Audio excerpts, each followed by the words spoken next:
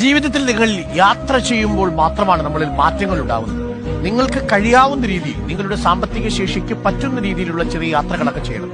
നമ്മളൊരു ദിവസം നാളെ ഇല്ലാതായി പോയാൽ നമുക്കുള്ള നഷ്ടം എന്ന് പറയുന്നത് ഏറ്റവും പ്രധാനമായി നിങ്ങൾക്ക് ജീവിതത്തിൽ നല്ല മനുഷ്യരെ കാണാൻ സാധിച്ചിട്ടുണ്ട്, നല്ല സ്ഥലങ്ങൾ നിങ്ങൾ പരിചയപ്പെട്ടിട്ടുണ്ട്, ആ സ്ഥലങ്ങളുടെ കാഴ്ച അനുഭവിച്ചിട്ടുണ്ട്, വ്യത്യസ്തങ്ങളായ സ്ഥലങ്ങളിൽ നിന്ന് കിട്ടുന്ന കാലാവസ്ഥയുടെ മാറ്റം നിങ്ങളുടെ ശരീരത്തിലും മനസ്സിലും ഒരു ചേഞ്ച് ഉണ്ടാക്കിയിട്ടുണ്ട്.